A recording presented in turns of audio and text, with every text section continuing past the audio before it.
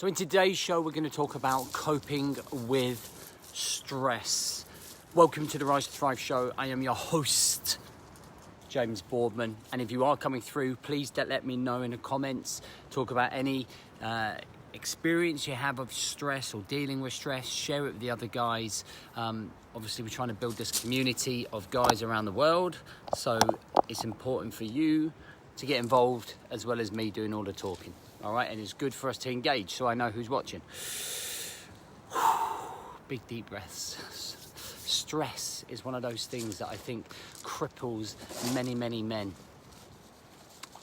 Think about when you were that 7-year-old lad, and back in the day when I was a 7-year-old, he used to be playing toy soldiers or with your Thundercats or with your He-Man figures, and not really having any concept about the stresses of the world, not having any sense of real responsibility at that age, and just kind of being free.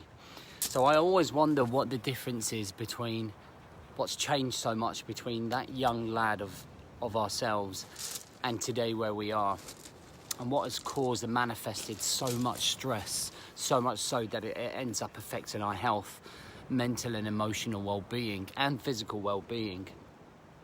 And I think the accumulation of the years that we've been alive, and as we grow and take on more responsibility and we take on more pressure and more stress and more workload, we put ourselves under an increasing amount of self-pressure and self-expectation.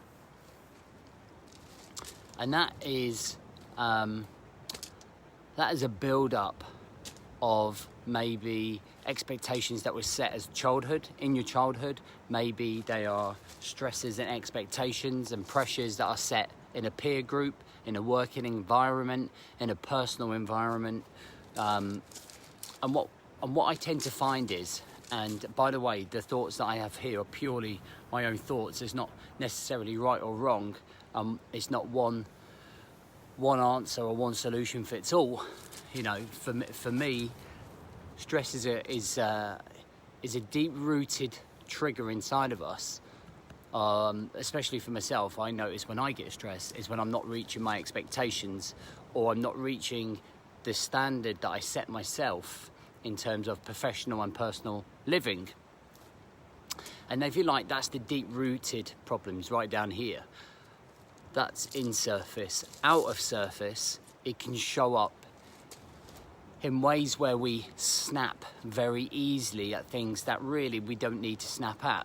So for example, I dropped my phone this morning with my earphones in, and my headphones snapped and kept the connector in the phone, which is like, fuck it. You end up building up that stress, being 10 minutes late getting out this morning with computer issues. Your wife asking you a question or challenging you, and you completely losing your shit. Somebody cutting you up in a car, you completely losing your shit. And they're clear signs that inside there is the triggers, the bigger issues. Outside, we show that through stress, by looking stressed, by looking flustered, by looking like a bag of shit, by acting on a short fuse. And I think when we cope with stress, one of the things that I tend to ask myself is, does it really matter? And one of the things I'm trying to do is raise my self-awareness about the situation that's causing the stress. Okay, so so for example, this morning, the earphones breaking, dropping the phone, being 10 minutes late, like a whole funnel of ridiculous things that are happening, and you have to keep sort of looking at yourself and asking yourself, does this really matter? Like, in a bigger scheme of things, does it matter? No, it doesn't. Okay, because it could be a lot more stressful.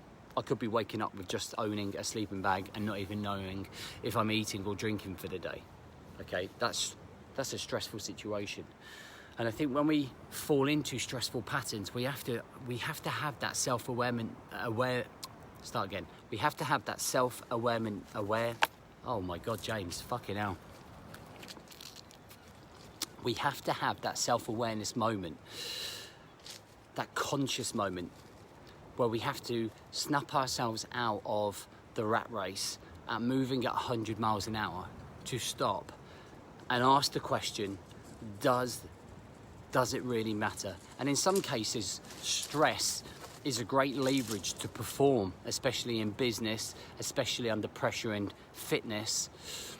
But stress consistently, when you feel everyday stress and you're constantly feeling it, and your chest is tightening up and your left arm is aching, your left neck is aching, and you're in a point where you feel like you're locked in an armor or a straitjacket or something, and you just can't break free from it.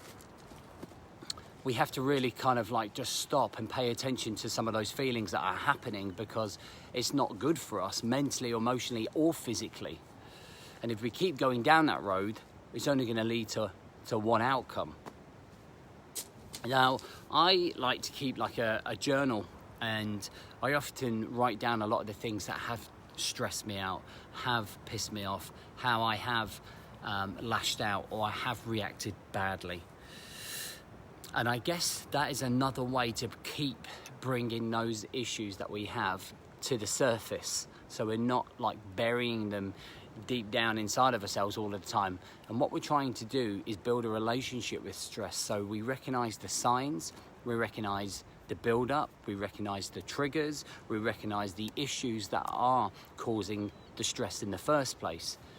You lashing out at your missus isn't the issue, isn't necessarily what the stressful situation is. The question she's asked you is something that's bothering you with a colleague at work. It's the fact that you maybe haven't met an expectation for yourself in something else. When there's a core problem, we tend to like sporadically engage with other people and show that stress. But if we can understand it better by writing down what makes us stress, what triggers us, all of those things that I've pointed out, it really builds up your unconscious mind, okay? So that the thought and the coping mechanisms that you have as soon as you're in that state are, does this really matter? Let's put this into perspective. What is the bigger picture? What is the real issue that's going on here? And let's deal with that, rather than manifesting in a pool of stress. Okay, I don't have all the answers for stress at all. These are just the thought processes, and these are the things that I do that I know that help me, and I know that they help some of the people that I've worked with over time come to understand stress and relate to stress and recognize it, so that actually you can put things into perspective. And stress is a big killer. It's a big one, and I think it's something that we should be paying a lot more attention to, rather than letting it control us and dictate us and manifest into a huge issue and it affecting our life by drinking and other coping mechanisms that don't do us any favours whatsoever. So next time you feel stressed, think about, put it into big deep breath, put it into perspective about what's happening. Think about, like, if it really does matter, think about what the real cause of the stress is, and maybe think about just writing a few things down and making sense of it and unraveling the stress so that you understand the situation better. Something a little bit different this morning. I hope it helps. Hope you have a great day, and I'll catch you soon.